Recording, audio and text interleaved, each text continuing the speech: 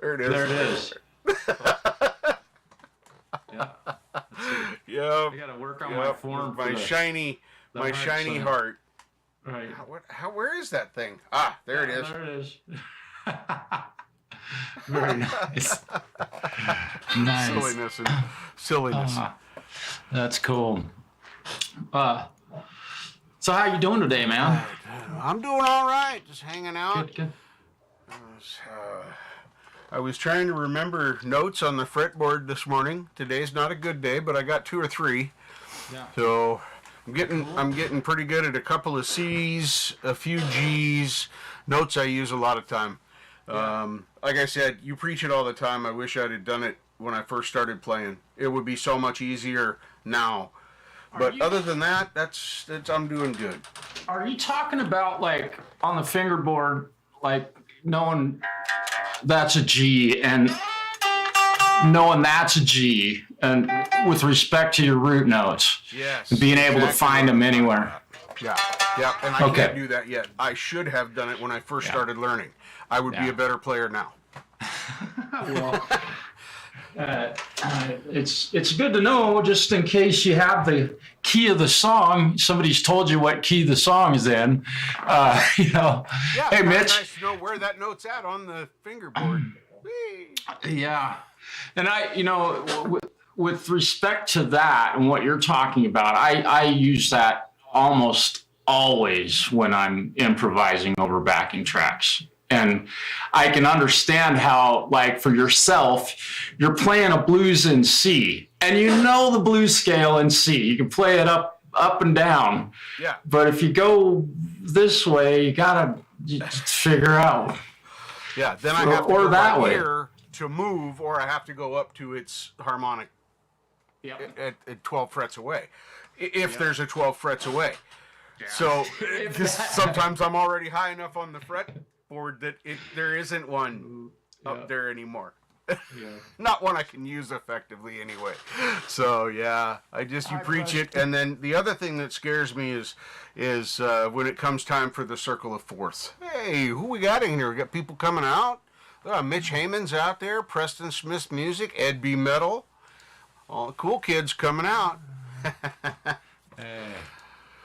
Yeah, fun cool. stuff. Hey, hello, everybody. Yeah, so I put out a little short earlier it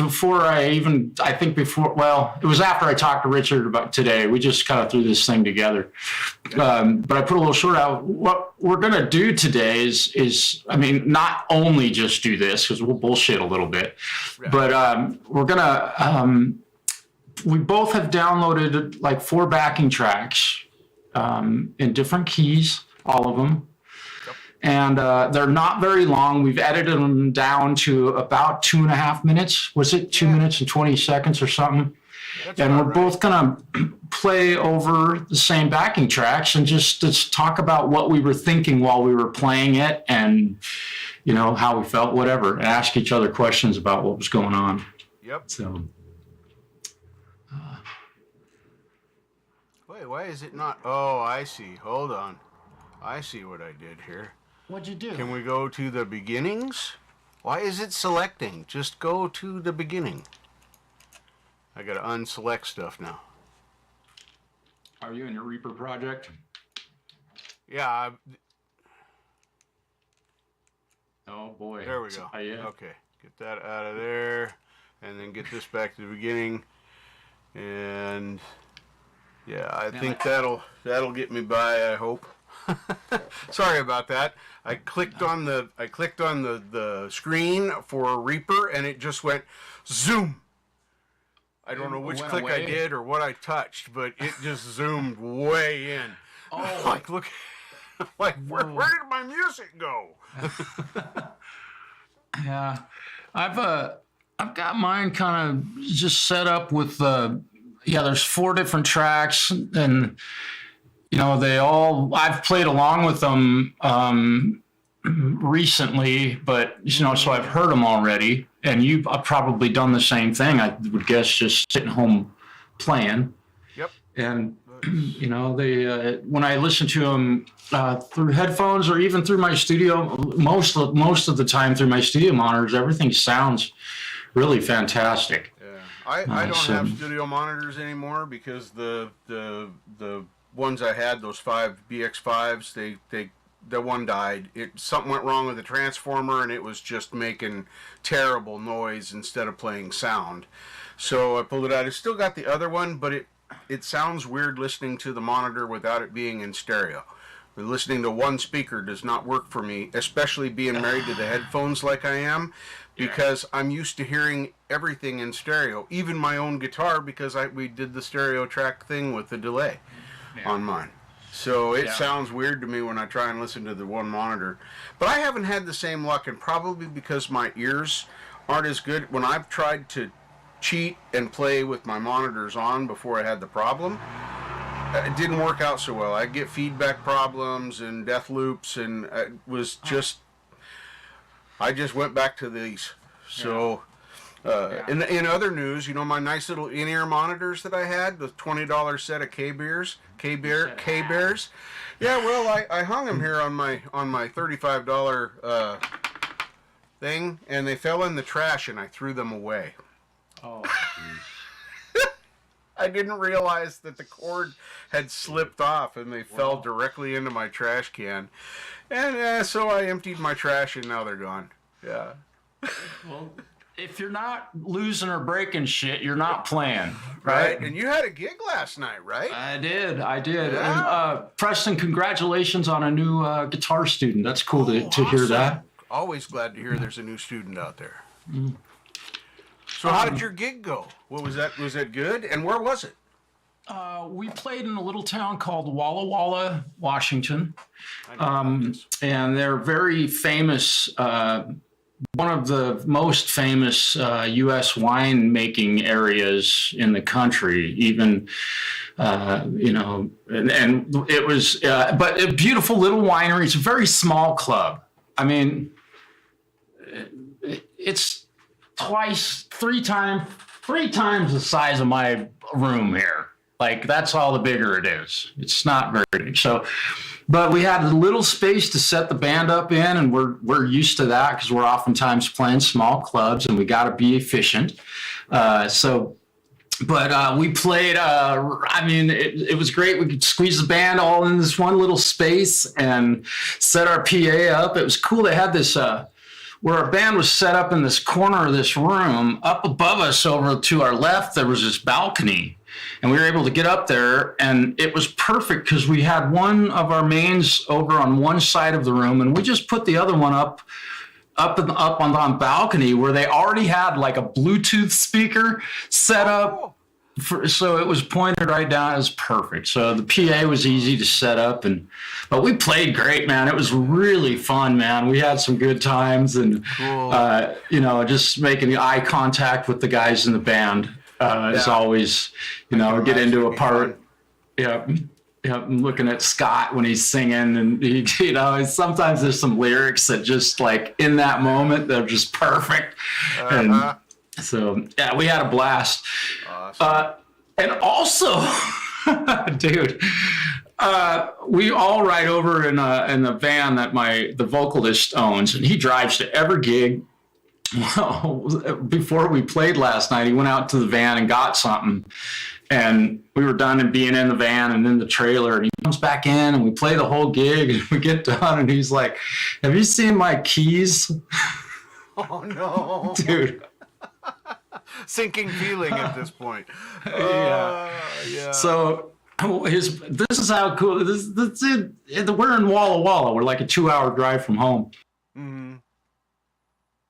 Just told the guys like, "Hey, I locked the keys in the van." And his buddy had one of those little airbag things to prop a door open, like a locksmith. Yeah.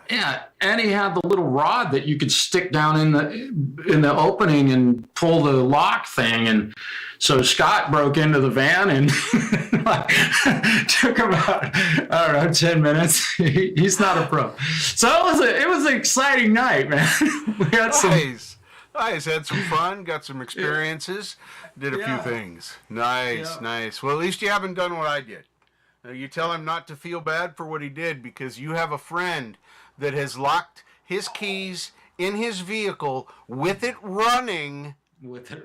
twice. Twice. All right. So yeah, you can. Plus, he had the equipment to get back in it. I didn't have anything to get back in him. I had to call a locksmith because my vehicle is parked running and I can't get in it. Yeah. I'm a genius. I couldn't believe his buddy had that balloon kit.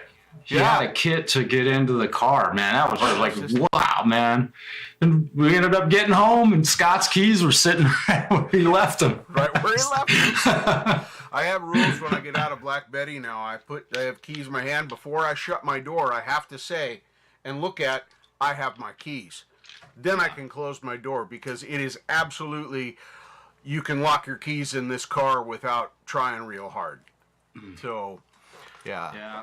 Mine, they come out of the ignition, and before I get out of the car, they're in my pocket. I literally. Yeah, but see, I'm a little bit older than you, just a touch, and my brain, because sometimes I forget who I am, and I've got to ask a friend. Right. And I've never won the million. all this key talk, and here's what I did today. Our mailboxes here have a key. Oh, yeah, right? ours do, yeah. Here. So I walk in the front door, and I hadn't checked my mail yesterday or whatever. So I just opened my mailbox, closed the box, and walked in, got on the elevator. I left my keys sitting in hanging on my mailbox. And we have an elevator. I rode all the way up the elevator to the 5th floor and realized, oh, shit. So I had to get back.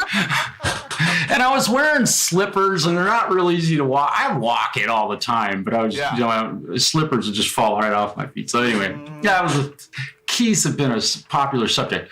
Oh, and the deal with you breaking or throwing your headphones away. Yeah. Okay. So last night at the gig, I'm using my little Bluetooth hookup, my little wireless thing, because I'm standing like 3 feet from where it's plugged into my. It can't get any closer. Right? It's literally right there. So I plug it into my wah pedal, which is the first pedal on my pedal board, right? Yeah. And I play 2 sets with it, right? And we get to the third set, or no, we played the first set, and we're like halfway through the second set, and I'm playing along, and I decide I'm going to use the wah on this guitar solo. Right?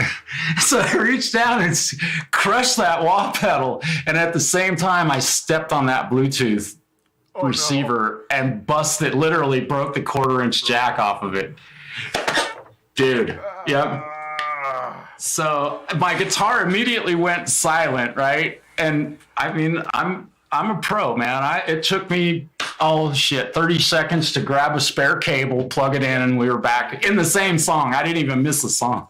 Nice. Nice. If you ain't breaking shit, you ain't playing, man. Yep. I agree, man. That's awesome, though. It's good that you had a great gig, and you guys are going to be able to go back there now, I guess? They're going to work with you? Cool. Yeah, the owner, I met the owner last night. I didn't meet his wife, who I think his wife books the venue. I didn't get to meet her. I was working all night, and I didn't even know I don't know what she even looks like. I've just talked to her on the phone or via text. But yeah, she sent me a text this morning and asked us what our availability was for a couple other dates. So nice. That's awesome. That's awesome. Yeah. Oh, fantastic. Yeah, let me see. Oh, Charlie's here. Hello, Charlie. Yeah, we got Charlie Gabaldon out there. Hello, Charlie. Yeah, I wish we could get it there too, because it would be nice to not always have the umbilical cord, but right now I can't do Bluetooth at all for my personal playing. It's just too much lag between what I play and when I hear it. And I know there's ways to adjust that. I just haven't learned how to do it yet. So I know, and I just had asked this question, and dude, I've used that thing here in my studio, and I don't use it to record, and that's not because of latency. It's because of I'm worried. I don't want it to die in the middle of the perfect take. If the battery dies, that's one thing. But I do have a really nice Line 6 wireless system. It's badass, but it's bulky. It's not even bulky to take. It just, I don't know. I don't use it. But the little Bluetooth thing, I was able to play live with the band last night, and I didn't notice a bit of latency. Not even. Wow. But I'm also playing through a real amplifier, with no analog to digital conversion at all. So I plug the receiver right into the wah pedal, and the transmitter is plugged into my Strat, and it just, so I don't know, what other people experience in talking about latency. I know that if I use Bluetooth headphones, like if I come out of my audio interface and go into a Bluetooth sending device, I can't play through that. There's too much latency. Even the one directly out of my computer is not, it's the best of the Bluetooths that I have available here, but it's still at least 500 milliseconds, 300 milliseconds different between when I play, when I hear, and when I'm trying to do, that don't work. That does not work. Hearing that extra beat, because it's not like hearing delay. When you got a delay on, it's not the same. A delay is like an echo, where this is like a complete note play again. So but I bought a really cheap Lakato brand wireless unit. That's the one I was looking at was the Lakato one. Because I want to upgrade from my little transmit. I got one of the super cheap ones when I first started playing. Dude, let me grab this thing. You're not going to, hang on. It's right here. And I know I've showed these on my channel before when I was using them playing, just like kind of like what we're gonna do right now. Mm-hmm. I have that also in my backpack, my gig backpack. So if you're gigging, make sure to have one of these with you. That's saved the show a couple of times. So these are the ones. Yeah, these little cheap ones. Hopefully that. Yeah, that's the brand. I've heard good things about that Lakato brand. Yeah, those. I don't know if it's the model I was looking at, but they were like $50, $60, something like that, I think. This is a broken one. So I broke the quarter-inch end right out of it. Right out of there. And that's probably glued together, non-serviceable, blah, blah, blah, too, huh? I don't even think it's, I don't know. But now, if you're a professional amateur like me, you'd take that apart anyway. Well, and I'm looking at this, and I can see two pieces of wire down in there. So all it'd take for me to repair this would be to put a new quarter-inch end on a little piece of wire, and it's the receiver. Yep. So that would. In me wants to do that right now. We'd like to take it apart and see. A soldering gun sitting there ready to go. Oh, that's funny. So, I could fix this. It might be repairable. It might be fixable. Well, yeah, since I broke that one last night, and it didn't take much to break it. I'm telling you, I stepped on it pretty hard, but I don't know. Let's see. Here's what Line 6 do I have? This is what I'll be taking to the gigs from now on. I can't remember what model this is. What is this? Oh, it's a G50. Yeah, so I have a Line 6 G50 that these things are just killer wireless units. God. But this is the transmitter for it. So I'm not able to be wireless anymore. So you can totally just run right through that and be. Yeah, I'll be doing this at gigs from now on. So as far as latency goes, there is zero latency in this. Yeah, well, using an amplifier like you do with your gig is probably reducing the latency. I've got, I think, 3 layers of potential latency before I hear my signal. Even here, I've got latency from the Focusrite, a little tiny bit, and then I've got latency inside of Reaper, and then the retransmission of that signal into OBS or to NDI here for the StreamYards. It just starts adding up after a while, and I think that's the biggest problem. It may get there someday. Well, yeah, the Bluetooth thing. Hello, Hugh. The Bluetooth thing. It's worked fantastic for me. I With went respect and to grabbed mine when you were getting your Line 6. Yeah. This brand doesn't exist anymore. I can't find it. Let's see if I can get it. Oh, it's right in the sun. There we go. It's there you go. Called Hit House or something like that. Yeah. Head House or Headers. It's made in the same place this thing is. They just put a different shape on it. Yeah. Yep. Yeah. And they got like a wood grain look to them. And there's some effects that you can use or you can run through them clean, which is what I always do. And they work okay. My biggest problem with these is battery life. Hour and a half at best, maybe 2 hours. And and sometimes it's not even that long. So that's why these are not the greatest. But I've heard really good reviews about the Locatos, so that's what I planned on replacing them with. Yeah. Well, and these are like, I think to replace these, it would cost me $50 on Amazon. So they're really cheap. Yep. They're really a little cheap little thing.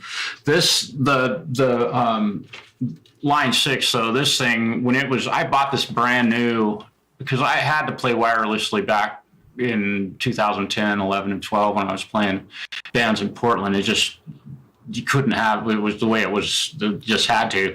These things, I think this one was rather expensive, and it's a dinky little thing, but, when I say expensive, I gotta say, I paid close to $300 for that thing brand new. I don't know what they were, I don't remember, but it seems like it was rather expensive. Mm-hmm. Let's see, what did you... Heather, how you doing, Heather? Hello, Feisty. What's happening? Tim. Sort of low budget in-ear system for stereo. Tim Thomas. Look at that. All the cool kids are coming out. Oh, nice.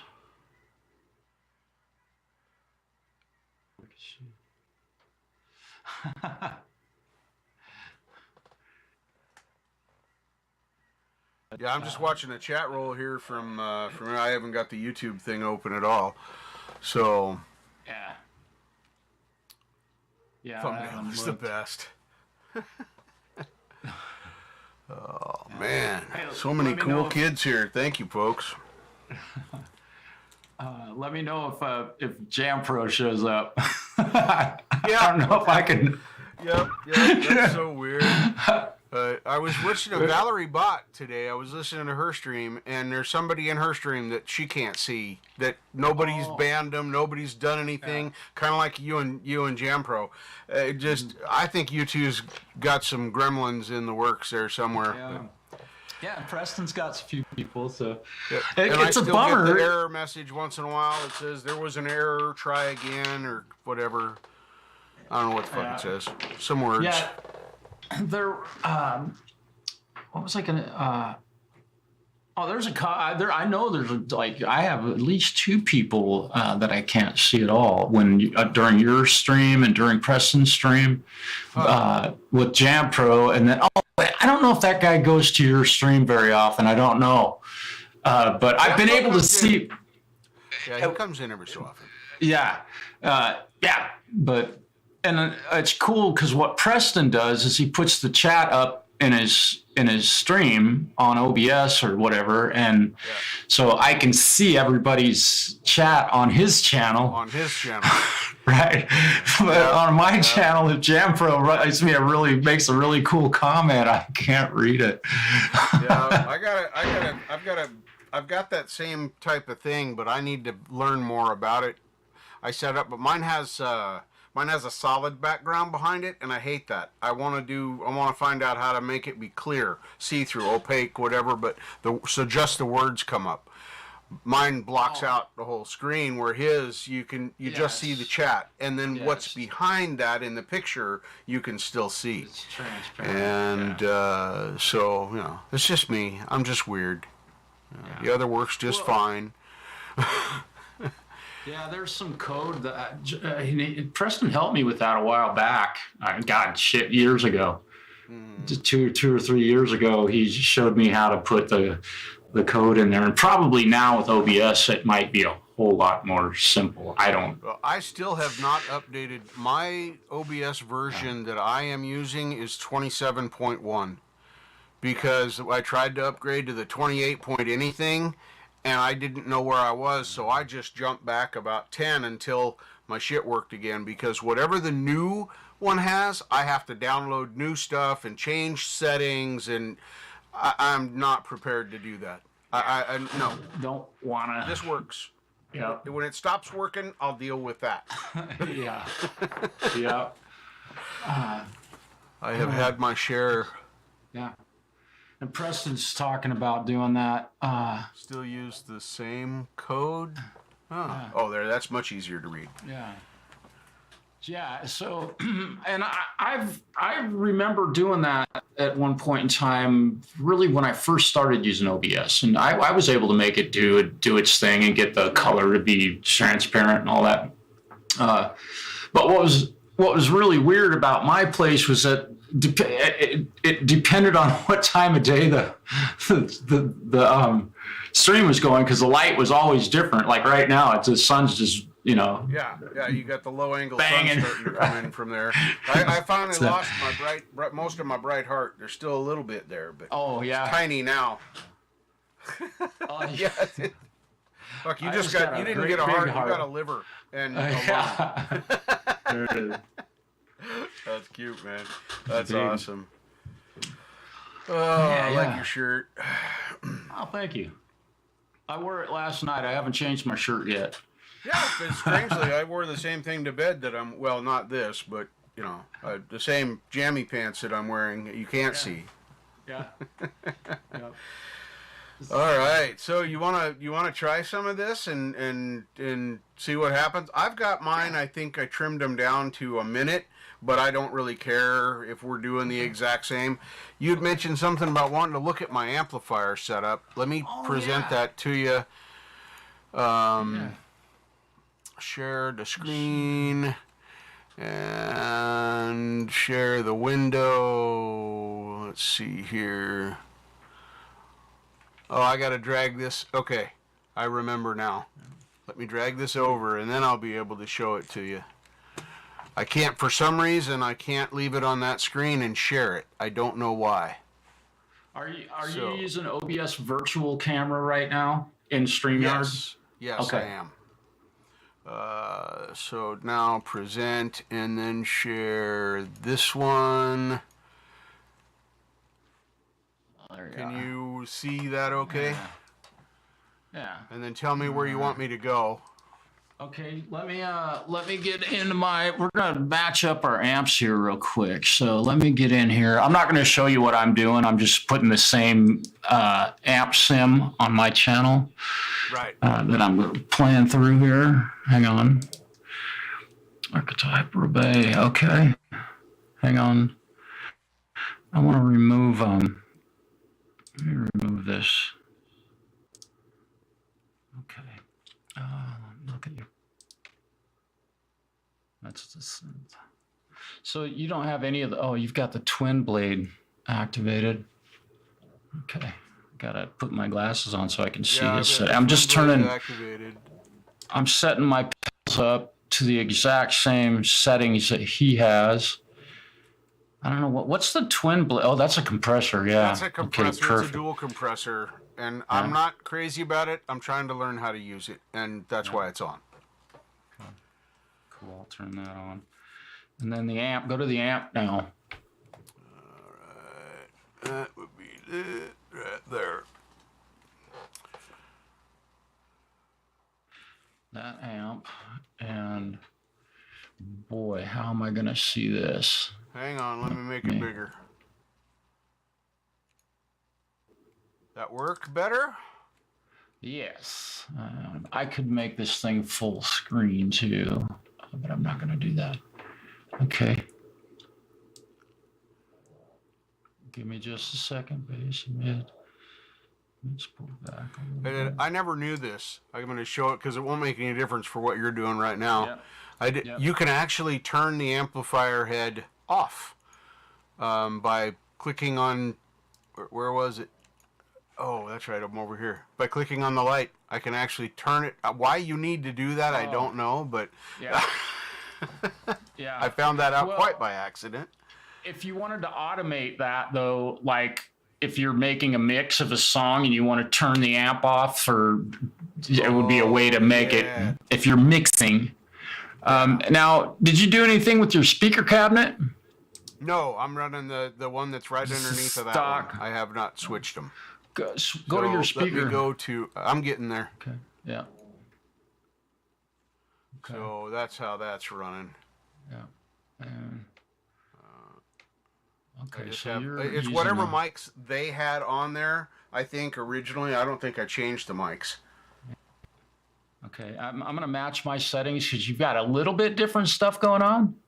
With the distance, you might have moved that mic. Yeah, so you've moved them back to have a little bit more of a room mic type sound. And you got the position moved a little bit on that one and a little bit. Looks like you got them kind of, yeah. Okay. I'm pretty damn, oh wait. I got an R121 on this side. You got a condenser. Which one is it? Come on. No, not that condenser one. Condenser 184. Yeah, I got it. You got it? Okay. I don't know what all that means. With regard to the effects, I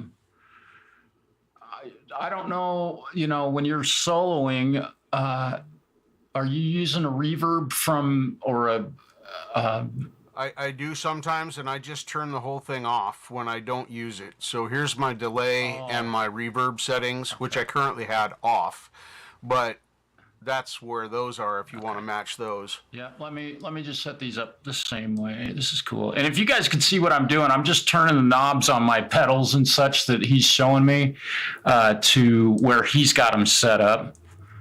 And let's see. Okay, give me just a second. And your temp.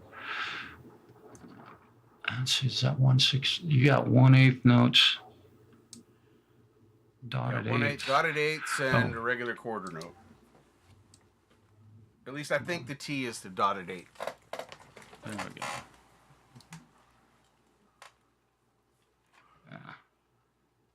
Oh, that's a triplet, 8th note triplets. Okay. Oh, is that what that means? Okay.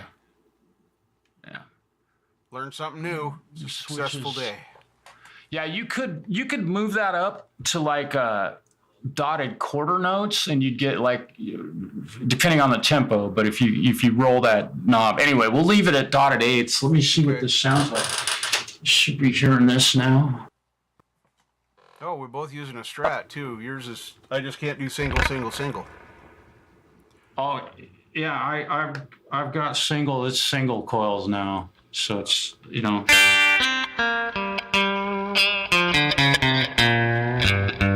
And you have the doubler. You have the doubler off. I have the doubler off right now. Okay, that's fine. That's good for playing solos because it keeps it dead center. It doesn't spread it out so much. But so let's give one of these tracks a shot. I've duplicated your amplifier, so cool. There we go. And I can go back over here. Now I got to drag my amplifier back over here where it's not over my other thing. It's not over here. Yeah. Kind of cool. Let me see. Where did my mixer go? Oh shit, I closed my mixer. Damn it. Oh jeez. I don't remember how to open my mixer.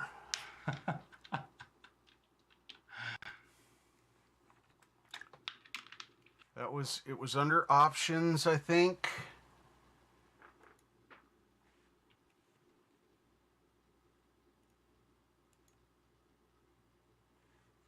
can just go up to view and the Is there a view? Oh, view here. Okay. What am I looking for? mixer control, or whatever, mixer. Should have a check mark. Toolbar, Docker. Oh, right at the Routing, make a track.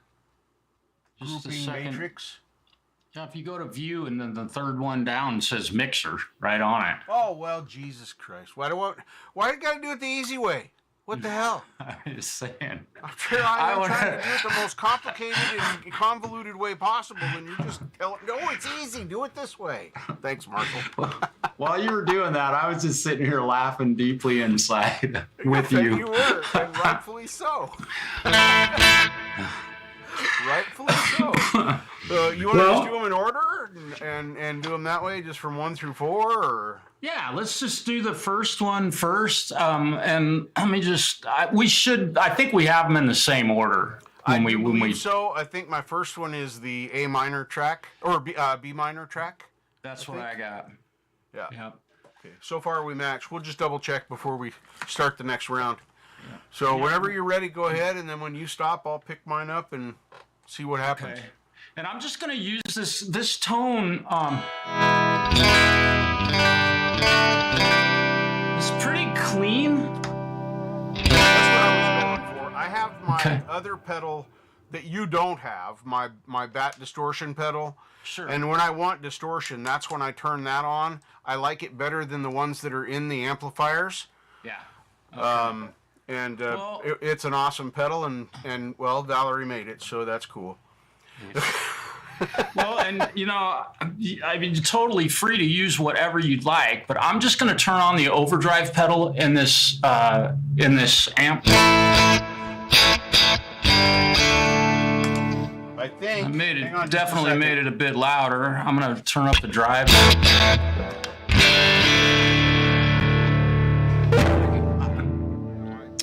I know my guitar is going to be a little bit hotter maybe than what my voice is, and that's just the way it is. I'm trying to get a little bit more edge. Nobody came here to hear us sing, so Yeah. that sounds good. I'm gonna mute. Yep. Cool. All right, I'm gonna take this thing for a ride and see what this backing track does. Here we go. I'm gonna play through it, and what we're gonna do is I'm gonna play through it, and when I get done, we'll talk a little bit about it, and then Richard's gonna play through the exact same progression. So here we go. It'll get started here in just a moment, and I'll be flicking pickups and just improvising like I like to do.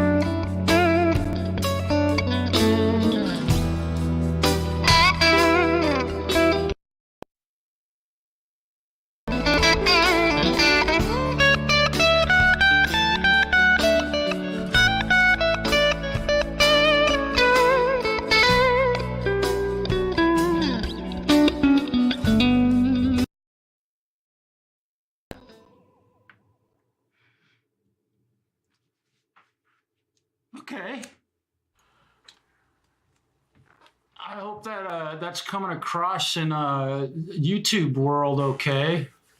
Hugh says it sounds great. I thought it sounded pretty good here. I did have a couple of glitches on my end, but it's just almost like it ducked for a minute and then came back. Not a minute, but a few seconds, and then came right back.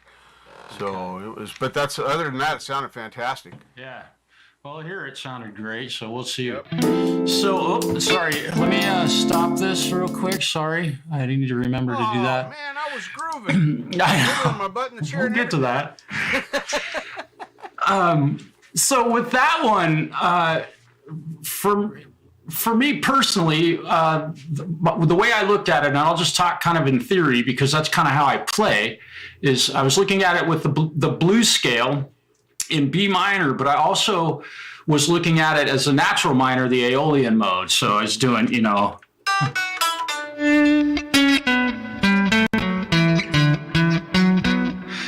was doing that, but I was also combining,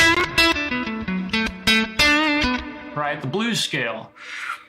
And so those are two, like, this is how I was thinking when I was playing over it, and then kind of listening to the mood of the music and what I should do with respect to trying to intensify the play a little harder here and there and turn the volume way down. And, so I was doing all of that, but I was thinking theoretically the D major pattern, and it's the first chord of that song is actually D major. So, it made sense to start on that root note. It was just, and I know right where it was. And I don't think, I'm just thinking back to what I actually did play. I don't remember hitting a note that was like sour in that thing. I didn't hear any. And I didn't get going real fast, but there was nothing like that was like, oh, that was a bad one of the major third. So, oops. I'll demonstrate all those. So I got you. Don't worry. Yeah, but I felt like if it's 3 minutes long of playing a guitar solo. So, I played in bands live, and you get a 10-second guitar solo when you're playing a song in a environment and a live environment. So when I do this kind of stuff, I have really tried. I'm like, God, is the stuff that I'm playing like keeping people's attention? Is it? But it makes me feel good to hear what I'm hearing in that moment. That's, I think, with regard to doing this stuff, playing over backing tracks, man, that's one of the most important things of it all. But also at that same time, like, God, am I boring the shit out of people? I hope not. I doubt that. Right. Well, yeah. So that's, I think that when I'm doing backing tracks, especially like in this environment where we're, if people can watch and see how messed up we can get. It can happen. I think I've shortened mine down to about a minute or so. I can lengthen them. I didn't cut them. I just closed them down, so I can lengthen them out again if I need to. Do what you're comfortable with, man. Well, I suck, so I'm not really. I'm just being funny.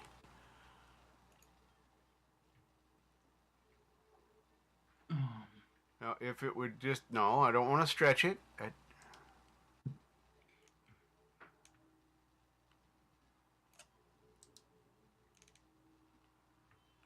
Okay, there we go. Now, will it move?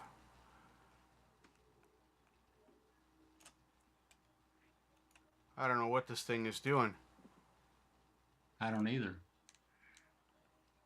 Are you able to navigate? Never mind. I see what I did. I overlapped them. When I was moving them, I had them overlapping. Oh. I see. You just do your little secret laugh. It's all fine. I have my mix window over there and my track window over here. It's just so. I think you're doing the same thing. Yeah. I like I said, I wasn't thinking that it was going to go over the top of any of the others when I didn't move it far enough. So that's my own fault. I got you. And now I just put that one in another track. That was dumb. There we go. That's what I get for hurrying. Hurrying is bad. All right, so I just lengthened them out. I'll just kind of watch my countdown. Okay. What do we got here? Rebuilt the pedal board. Nice. That's more clips. Modulation. Yeah, I pulled out everything except my distortion pedal. I don't, because I had that issue and I haven't bothered putting them back in. So I never used my wah or the trem that much anyway. So yeah, it seemed like we found one of them was making a little bit of noise. yeah, but we didn't know which one. Yeah. We just know it's not Valerie's pedal making the noise. Yeah, that one's clean as a whistle. It's beautiful. I love this pedal. Yeah. Are you playing through it now? Are you gonna? I will be, yes. Okay. See, this is my clean. Yeah. It's a little bassier than yours because I'm not Yeah. there, but Yeah. just a little bit of grit. It's not very much at all. Yeah. So, all right. Now, hopefully this is going to work. I got to unmute that. I'm going to mute my microphone while I'm doing this because otherwise it'll pick up my string hits and picks and stuff because it's right there. And I have a gate on mine, so when I play my guitar, I my know voice I is watched quieter. the If video I, twice. It's bad, so I'm not. I'll do it later. I will do it. It's on my All right. watch list. I've watched it twice. I'll get it. I use you for all of my educational needs, Marshall. Anyway, let's see what happens here when we. we'll do this. All right. There we go. Oh, look I at forgot that. to do Nobody that when I wants was to playing. see that. All right. Mute my mic in Reaper, not in the other one, not in NDI.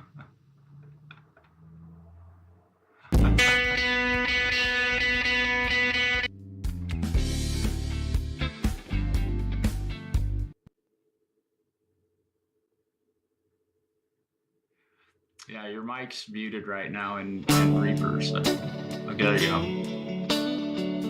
That sounds fantastic, bro.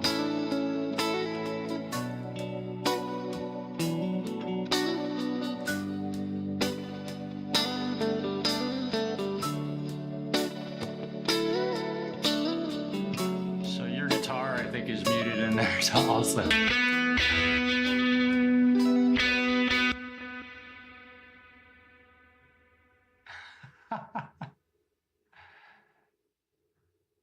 He doesn't. Your mic is muted in Reaper, so we can't hear anything you're Yeah, saying. I have stuff muted. I have recorded things into my guitar track on this instance Yep. of Reaper. Yep. Yeah. So that's what you're hearing. I don't know how to play my guitar along with now that I've recorded over. Well, what you can do is right-click on your guitar track and duplicate the track. Okay. Now, disarm the other track. Do I duplicate from the gray section or on the... On the track number itself. So Okay. over on the far left side of the right-click and duplicate track. All right. Right? And it'll look just like the other one, right below it. Right? Yes. Okay.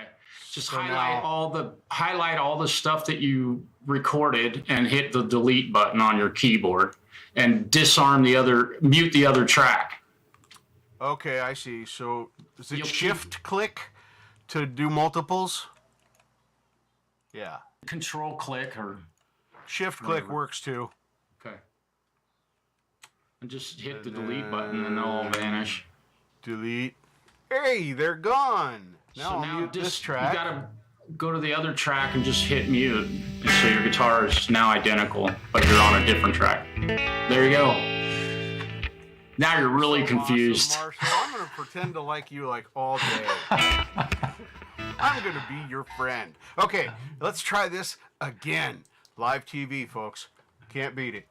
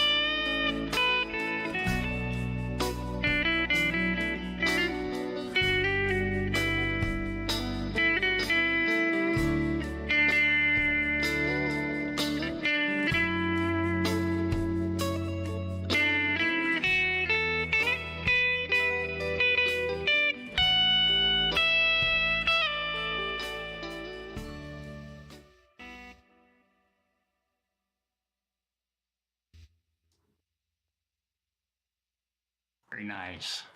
All right. Very nice. Couple of sours in there, but not too bad. No. No. So when you were playing along with that, my question would be like, when you were playing the riffs in that, what were you thinking about a scale or? Yeah, absolutely. I was trying to think about where I was playing, which position of the blues scale for B minor that I was in, because it's really I don't know the D major scale, so I don't have the diversity. And this is why I said, just like when we were talking beforehand, I should have learned this first. I would be so much further along now, because I don't know where my root notes are. I don't know where to go. I know where 1D is on the whole fretboard without counting it out. Now I could go to another, like, oh, okay, here's B, C, D. Okay, here's a D. Yeah. No, I don't. That doesn't You're work not. when you're trying to improv over something. So I try and just listen to what the music is doing, try and anticipate where it's softening or building, and then where my fingers go. I know most of the notes that I'm going to grab are going to be okay. Yeah. If I stay in that B minor area for the blues scale, I can't go too wrong. And when I tried to branch out, as you heard, is when I would miss things, slide too far, move to the wrong section. But really, I was just focusing on what I was hearing and trying to match that with what I was playing, if that makes sense. Yeah, totally.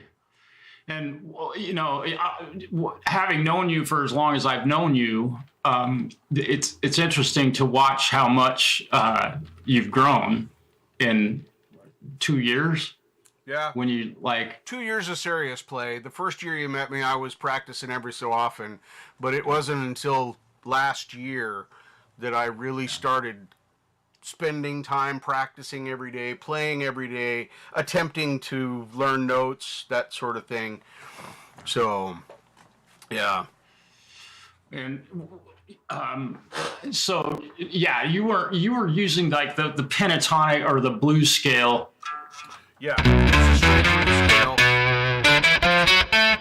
Right? That's exactly what I was using 99% of the time. Yeah. And you I get would up. move up into the E minor or whatever the scale is here. Yeah. I start on E. Yeah. That's interesting.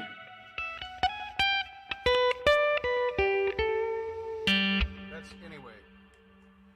I know that spot sounds okay-ish too, because it's the F sharp-ish scale, I think. It works See, out. I know enough to get me in trouble. That's what I know. Right.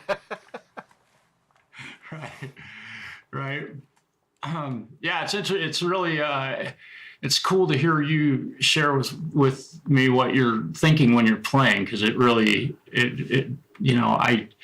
I can obviously I can hear what you're saying, and I can understand exactly what you're up to. And I'm certainly not the world's greatest guitar player, but it's fun to listen to you talk about what you're thinking and how you're moving, and it's what's interesting is that you say, you start, and you did a few times, you landed on the fourth of the B, which, but the B, let me turn off this octave pedal. I turned on an octave pedal. It didn't, that's the B minor interval. Let me, Interesting. Right. So, yeah. But then you would land there on that E note, which the interval from B to B minor is the tonic, ultimately. So that tends to sound a little. It's a hard note to make it really be the fourth interval. Anyway, was interesting that you're able to find yourself in the B minor by hitting that E note. And okay, now I know. Exactly. those little patterns work, and they're all diatonically correct B minor. That's ultimately it. So it's a cool way to think about it. And kids, if you learn the fretboard, you won't have all of this trouble. Yeah, I suppose. Let me see. Okay, cool. So I'm going to use my MIDI controller here and play like what I'd like to play throughout this next piece. And I'm also going to change the amplifier. So here, we're going to go free for all at this point. Sounds good right? to me. So whatever you want to do, you can do it. And this is going to be a bit higher gain amp.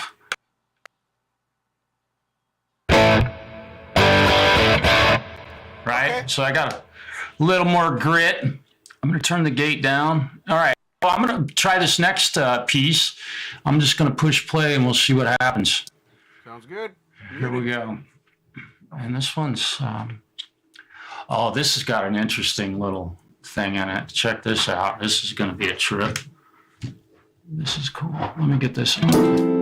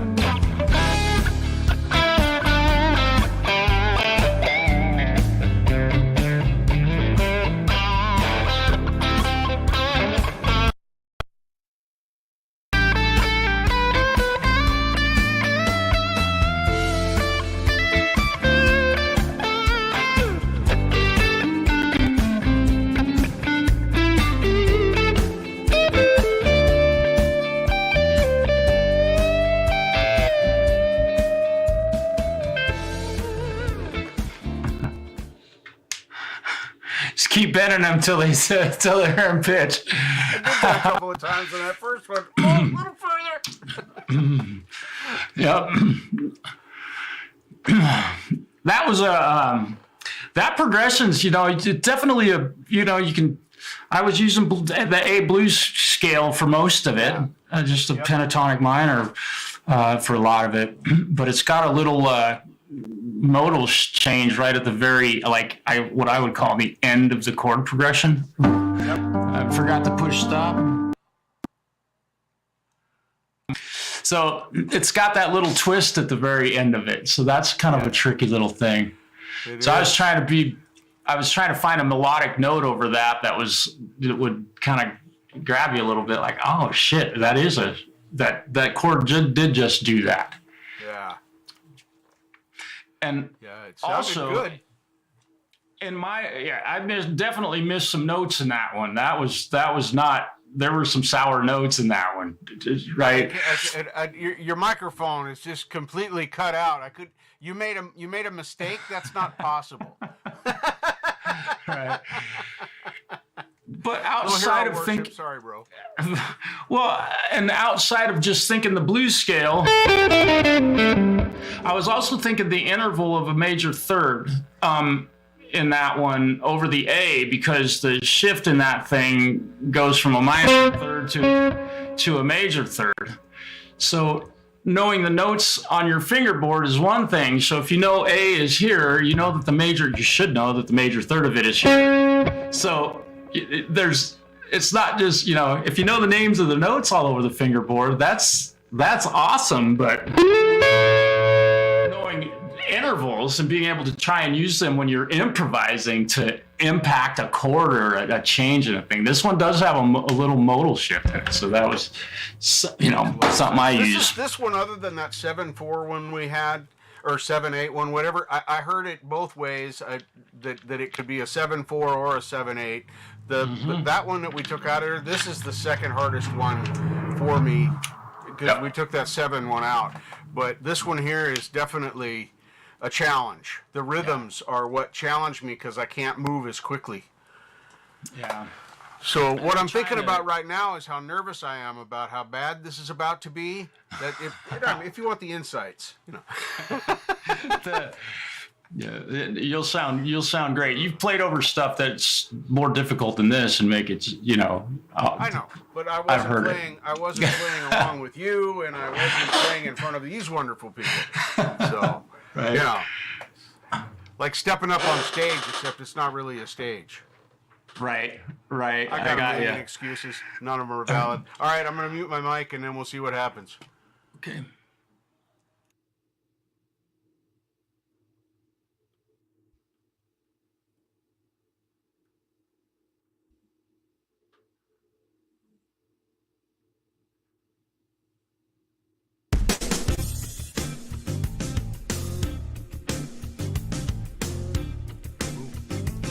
I deleted the wrong track. Uh-oh. That's all right. I did. I deleted the wrong track. That's the 7. That's the 7/4 right there. Yeah. That's all right. Just go to the next one. That's fine. I want to see what this one is because I did swap those other two around. So let me try this one.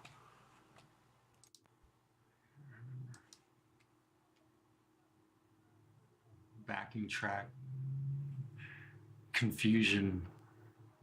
It's so easy to get confused working on this. There it is. You got it.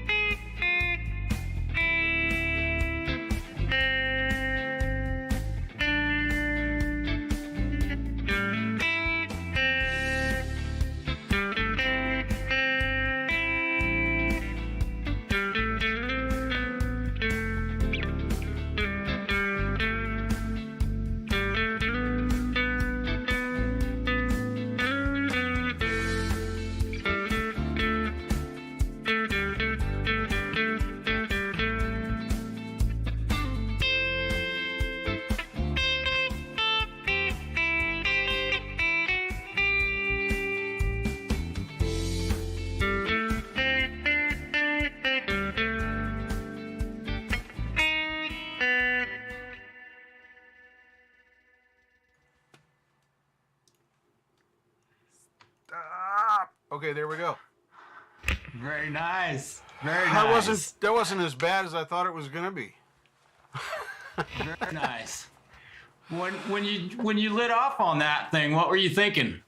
What was your mind? I stopped thinking, honestly, when I started moving on. I wasn't thinking really about anything anymore.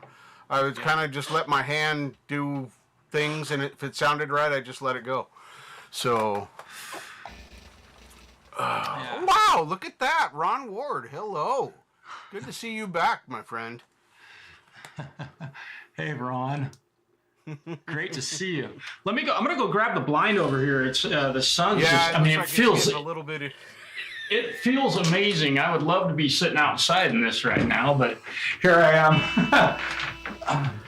We're working on your fall tan. Yeah. Oh, Axiom came in. Ron Ward. Who are they? Still got all the cool kids are in here. Right on. So yeah, you just kind of went kind of blindly. Yep, just let it happen. I had a couple of sours when I was moving around, but I stayed pretty well. Even when I jumped up here, I got off once. Whoops, I forgot to turn it down. I got off of the line once on the B string, but I knew I had to go up or down one, so guess down real quick, and that was the right way. So, you know, or I shouldn't say one fret, but a half step. Yeah. See, perfect. So my ear can tell me things like that. My ear can tell me, oh, you're either a half too high, or now I'm getting to that point. But I need my brain, as Preston said, to be able to tell me where my root notes are, and you've said the same thing, And I appreciate that Preston says it's easy, but memorizing things for me is not easy. Yeah. When I was 12, rote was great. I could do things by rote when I was 12, but now that the brain cells are older and getting a little shriveled here and there, they don't like to as much. So, but that's okay. I have the time to do it. What I wasn't doing before was I wasn't utilizing the time to do any practicing. No finger exercises, and taking the lessons from Preston got me out of that habit and got me back into doing things that I wanted to move, and that definitely helped. Yeah. It's I was gonna I'm saying a lot because my brain I was listening to you talk and trying to, I don't want to offer you too much I don't want to give you a guitar lesson on this thing, right? Because the point of this was to just play over something and share what we were thinking, I've been playing for seriously for 40 years. I was easily 12 when I was way younger than that when I started, and you've been playing for 3 years really total. And to watch everything happen like it has, man, it's just been super cool. So let's move. Let me just throw this idea out, and I'm going to try and do this on this next one, just so I can. What I try and do is do some repetitive riffs. Okay. Just little runs.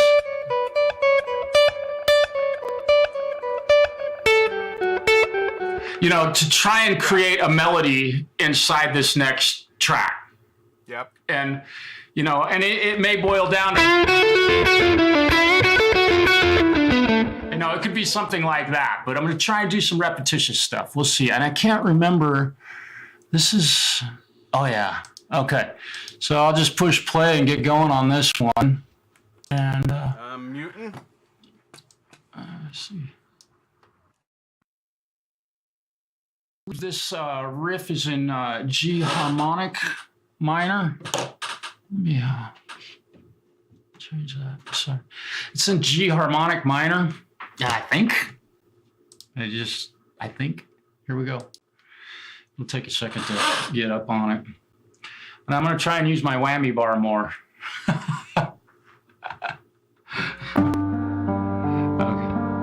Okay.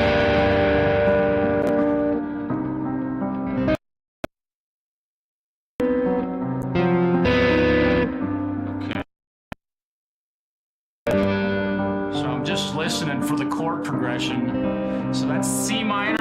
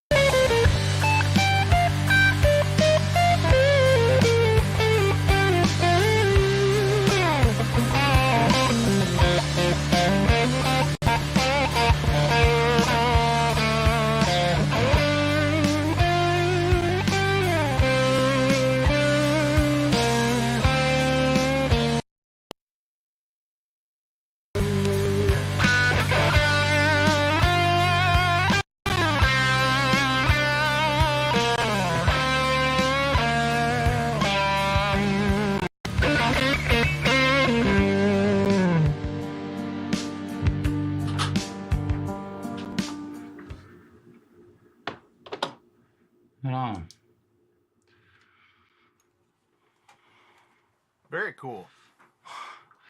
Yeah. It's awesome. It's a 420. What is that? Sure. 840.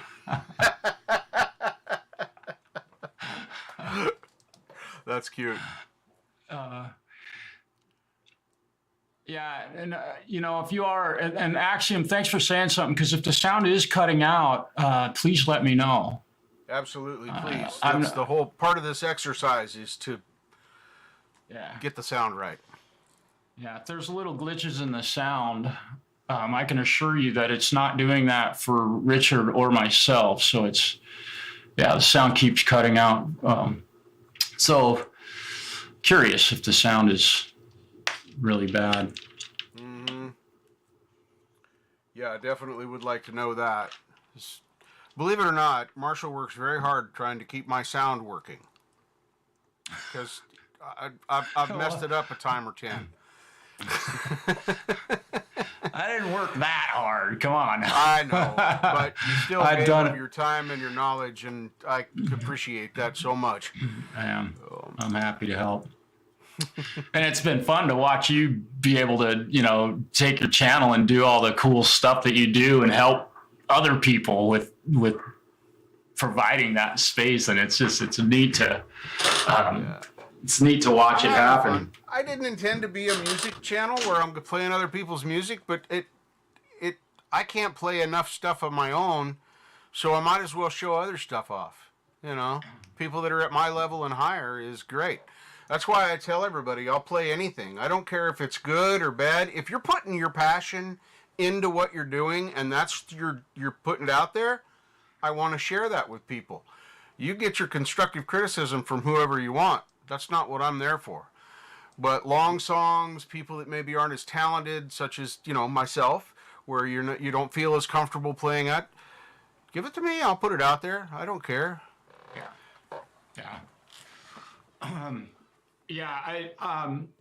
With that on that, to kind of share with you what I was thinking in that one, and what I said before I played that was, I tried in that time through that piece of music to play a couple of repetitive riffs, and intentionally, like I thought in my mind, I played like a 5-note da da da da da da da da da, or 6-note pattern, and I was like, damn, that sounded good, and then repeat it, and I was the fraction of a second when I made that decision. Oh, that little thing sounded cool. And one of the things that I did in that was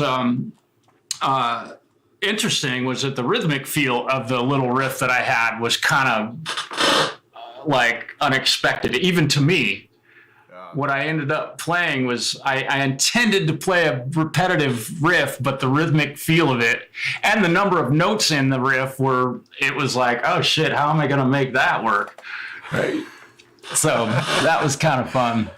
Yeah. I find myself in those kinds of situations from time to time, but most of the time I'm playing for myself, so the mistakes don't matter as much to me. When I play on my shows and I play for the audience, I do feel more self-conscious about those things than when I'm just dinking around on my own, because I don't want people to hear terrible playing, and I don't want people to think that the advice and the things that people have helped me with is not good information. You can't judge that by what I do, because it really depends on how much I apply to what I'm doing. So I gotta open a window real quick. Yeah, the wind stopped blowing here. Of course, I've got the fans all off right now, so it's getting a little stuffier in here. See? Yeah. Tying yourself in knots over there? Yeah. I didn't want to miss anything you said, but my apartment's getting super hot. We're having that Indian summer is what we call it, where it's and the sun just beating in here, man. It got hot this afternoon in here. We've been raining here for days, and it's still in the 60s here. It is not cold by any stretch. Even at night, it's getting into the low 50s, upper 40s, so it's still not getting that cold even at night. Yeah, we're kind of in the same boat, man.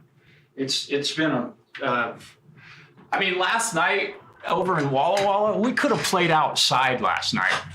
Wow. No joke. Awesome. It was nice enough out there. I would have been t-shirt and jeans. Also we played early, but man, I was boiling. I was like, whoa, that's kind of nice.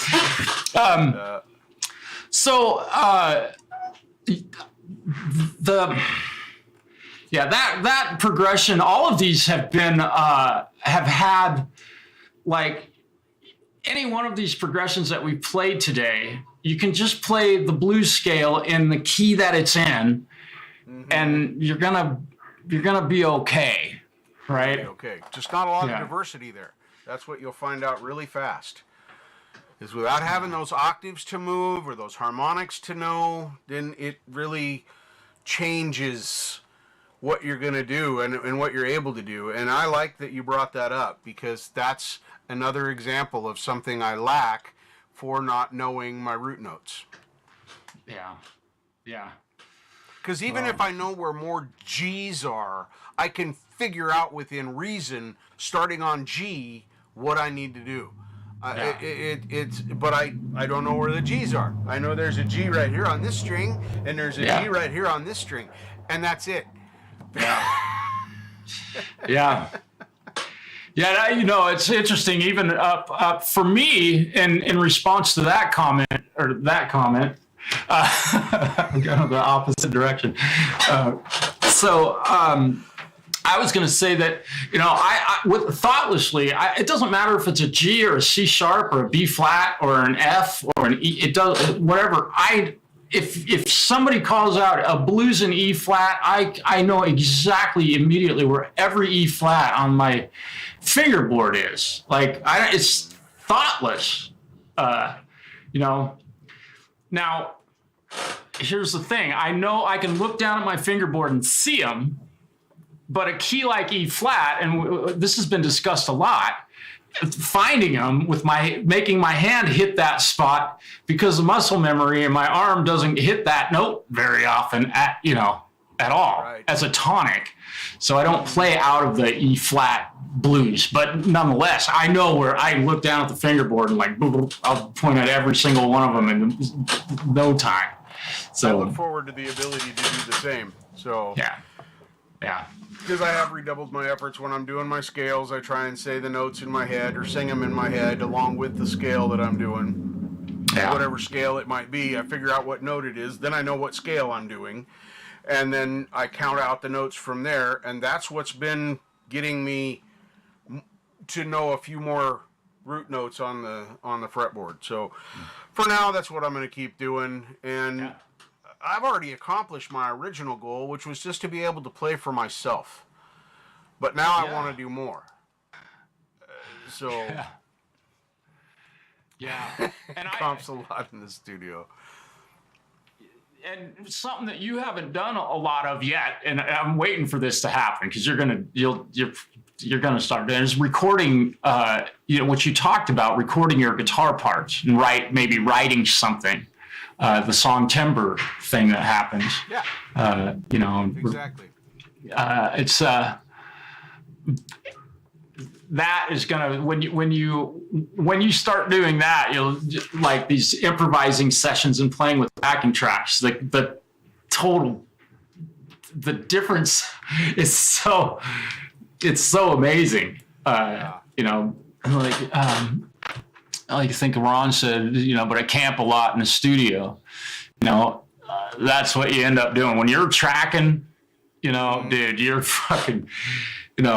I've spent so many. I'm off Saturday and Sunday. I don't have to work at all, and every waking moment I'm sitting there recording or mixing or something. Yeah. So you heard some of them, and some of them are better than others. But that was kind of what came out of Song Timbre, the little 12-bar turnaround thing that I did. That was A7, D7, E7, and I played that last night, and I got through it. I got through one turnaround correctly. That's a win. Yeah. But anyway, that was Song Timbre for me. I know that sounds lame to some people, but that's something I have never done. I have never recorded. I've never tried to come up with a chord progression that even does anything. It's always been somebody else's. Frank Wilson's Last Kiss, Folsom Prison Blues by whatever. These are some of the songs I know. And I know simple versions of these songs. They don't sound epic, but it's a whole different ball game when you make up the chord progression and put it together than when you're learning someone else's. Right. Yep. Yeah, and even you said that the A7, D7, E7 riff. I mean, the way you play it is so different from the way you play it is so different from the way anybody else plays it that it'll I could do the same thing, and what I play might sound like What I Like About You, A D E D,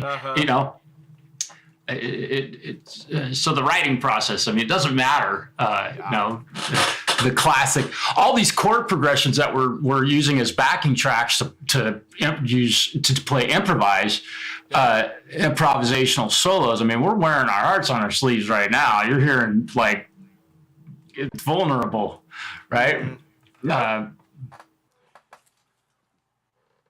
You can take any one of these and put the lyrics to any a song that was written at some year, and it's exactly the same music as that song. Right. It's so but when you're writing your own stuff and the little nuances of what you do when you rewrite it and play it, that's what makes it learning so how to count special. A 12-bar turnaround was a challenge because that is a different way of counting than anything I'm either counting, 4 notes or 8 notes or 3 notes or 6 notes.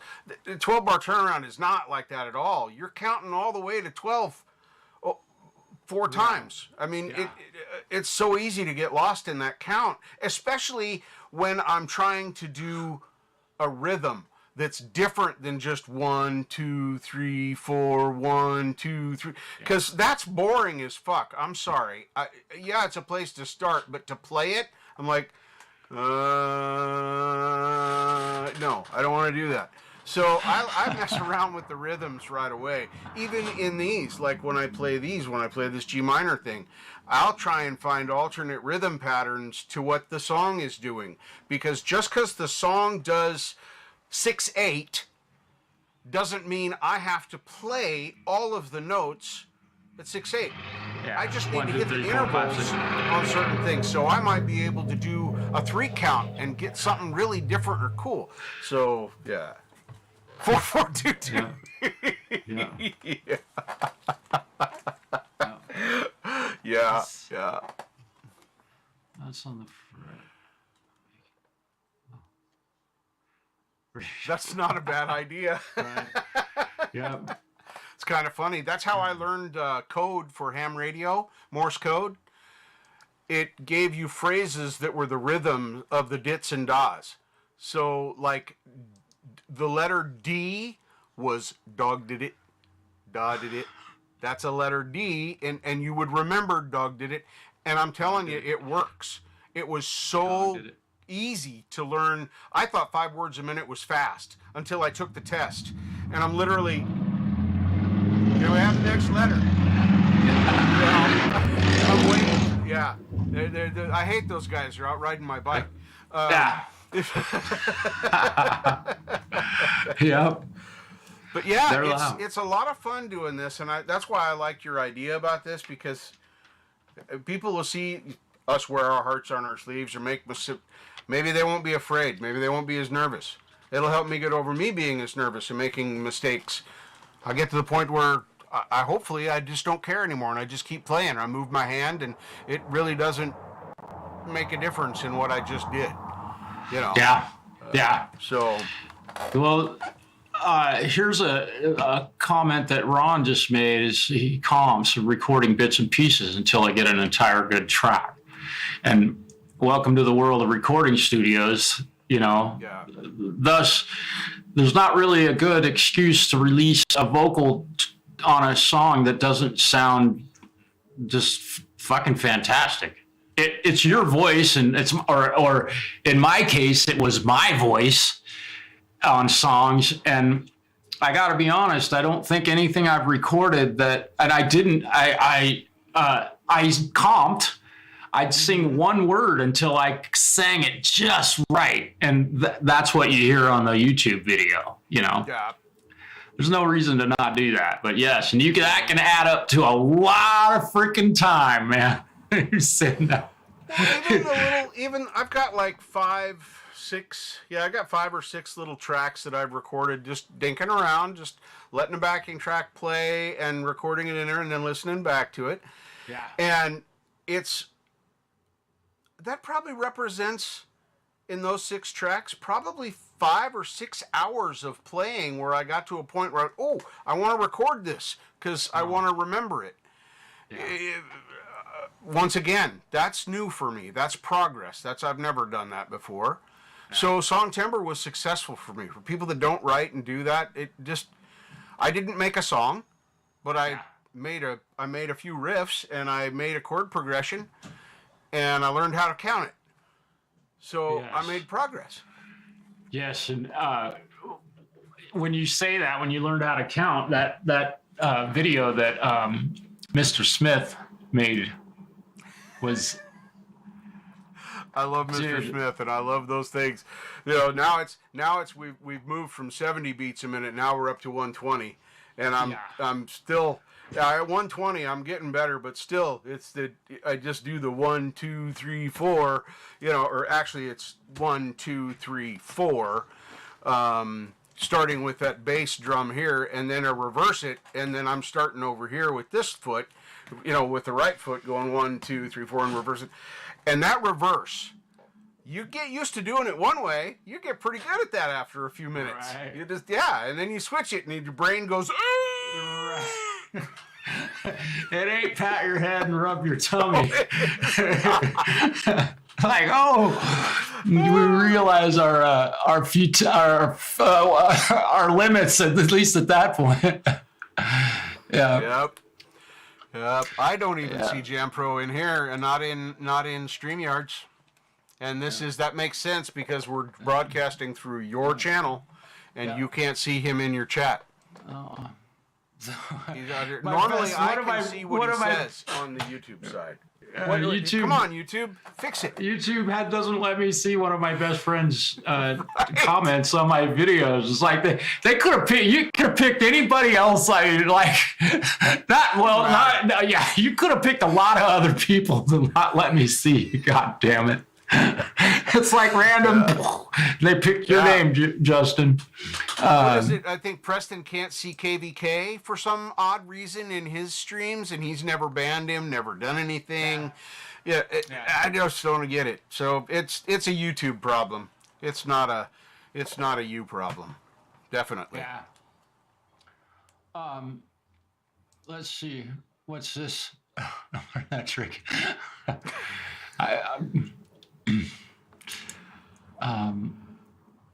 Yeah, I'm seeing. Yeah. So I see what my knees hurt was saying. I said, because that's proper English. I said that too, until I started doing this, and I still do my improvs in one take. It is what it is, and I'm not ever going to repeat that. But the stuff that I record, I can totally go back and see what I did or hear what I did and copy it. So I think that is a skill that will come in time. I'm sure I couldn't do it right now, but I think I could eventually. Should we do this G minor track for me and see what happens? Yep. Yeah, let's do yes. I played through okay. And then when we're done with this one, I'm gonna have you play through the next one before I do. Okay. Works for me. How's that? Work? All right. Okay. So Cool. We'll stop in a couple of minutes and then I'll play the other one first. I think I can make you yeah. Holy crap, people don't want to see that much of me. Well, all right, here we go. I'm going to mute up and see what kind of trouble I can get into with this one. Hopefully it's on the right track. I'm going to grab me another Diet Pepsi. I'm going to mute my microphone. I'm going to be all caffeined up. I'm going to play this next song really fast.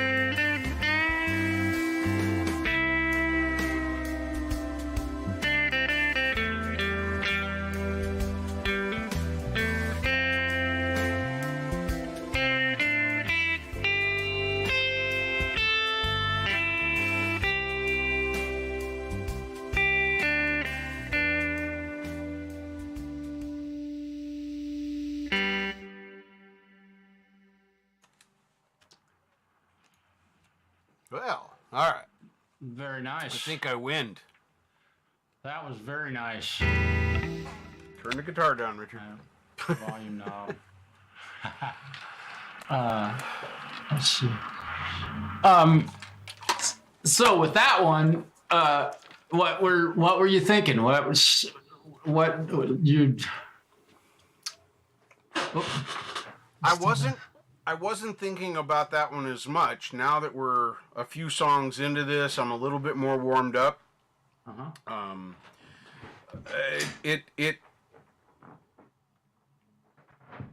thinking less about where my fingers are and more about the rhythm that I'm hearing and what I want to do to try and fit that rhythm or do with the notes around that rhythm.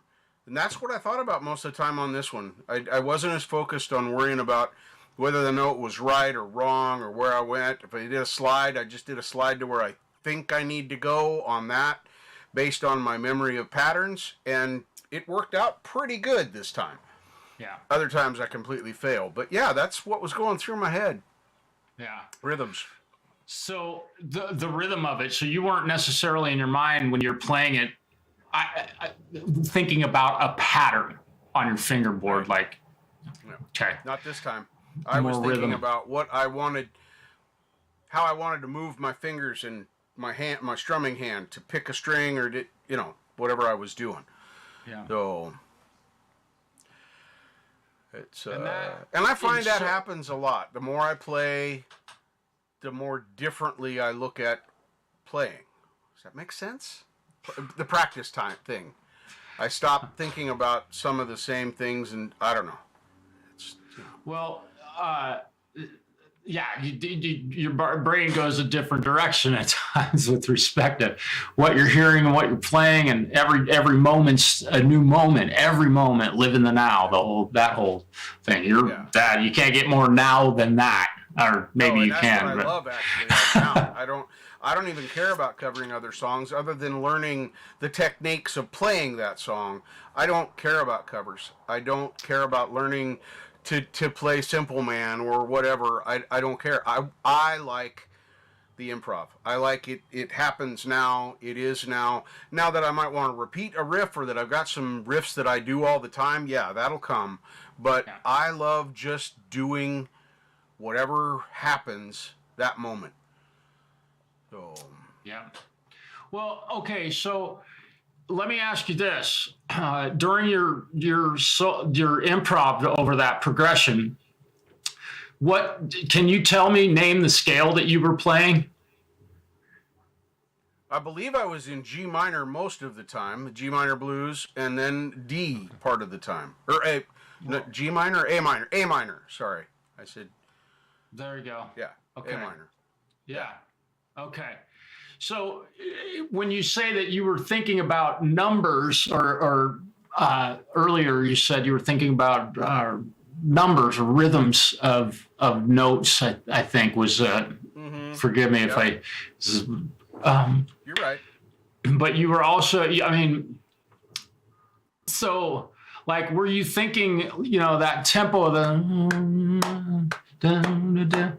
Right, that's about the tempo of that song. Were you thinking 1 and a 2 and a 3 and a 4 and 1 and a 2? I mean, or in 1 that and a 2. respect, yes, I and wasn't 2. actually counting, but it was different counts that I was going with. If I knew better how to count, I could tell you what I was counting. But yes, that's exactly what I was. I was paying more attention to the rhythm of the music than what key I was playing in. Okay. Yep. That's interesting because you were during that, when you're saying that, you were very melodic in that. If we rewound it and replayed this on YouTube, you would see that you were very to me you were very melodic in the riffs that you played, and I missed about 40 seconds of it because I had to go take a leak, so I figured I'd seize the moment. But so. It's really interesting to hear you talking about counting when you're playing, or not counting, but just like the numbers versus the patterns. Yeah. And once you get warmed up, you don't even have to necessarily think about the patterns.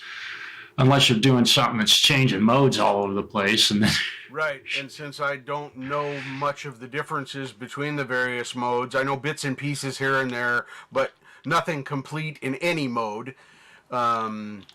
In that respect. So, you know, Aeolian, Phrygian, Diplocian, I don't give a fuck. I'll learn that eventually, but right now those don't mean a lot to me because I don't know where those notes are. Now, once I know where those notes are, then those will start being something I want to learn. yeah, I think what I like to call like knowing modes, it's like putting a name with a face. That's really all it is. You got a pattern, that's the face, and it's called Mixolydian or Phrygian or whatever, Cockilonian, whatever you want to call it. Whatever you want. All right. If you told somebody it's in the Cockilonian mode, they will know what you're talking about. Yeah, they won't. Don't go to Nashville and say that. That's bad. So somebody was saying that the sound was clicking out when I was playing. And so what I've done is I've taken my master bus and Reaper and turned it down a little bit. So I don't know if I might have been clipping YouTube. Literally, They do squish. I don't know. So I'm going to play, that was a C major. Okay. I'm going to play through the same riff and see what I do. And I can tell you right now that I'm going to be thinking ultimately I'm going to be thinking A pentatonic minor over this riff.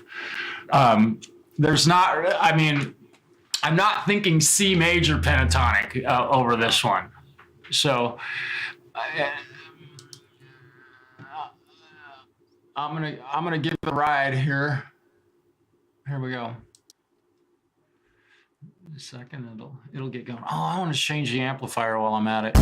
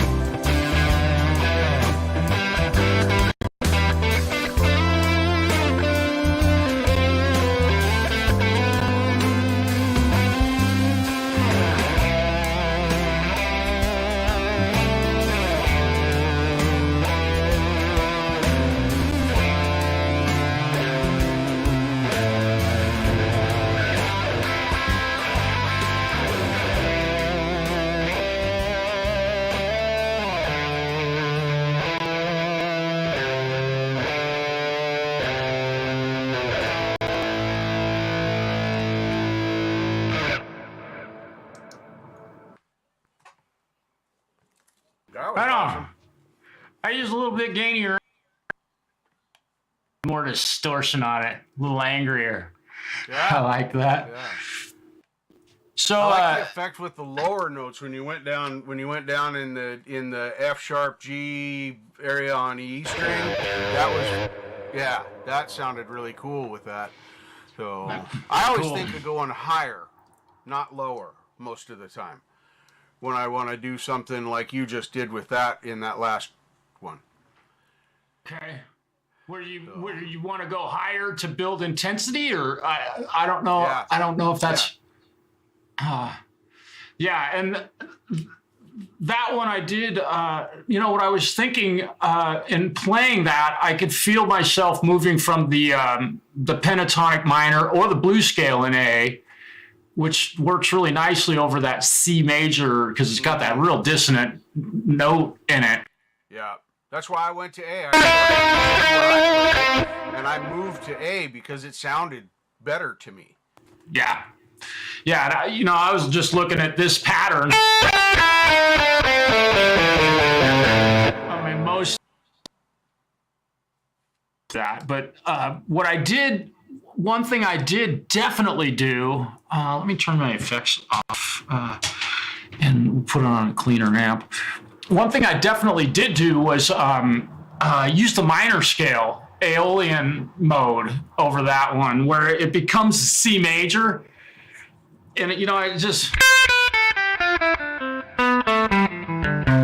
I looked at that pattern, but I'm going to turn this amp down a little bit. It's way loud. But I also played it right there. And I played it another, the Aeolian mode, which are just patterns. Again, it's just a name with this pattern. It's called the blues scale, but able to, and all this stuff is so diatonic that it's, I think Preston said it. Yeah, I like diatonics. So the sound's cutting out again. Yeah, I noticed you said that. It didn't for me, but that's weird. It's got to be a YouTube thing. YouTube or StreamYards. Yeah. Yeah, I don't know. I'm sorry that the sound cut out.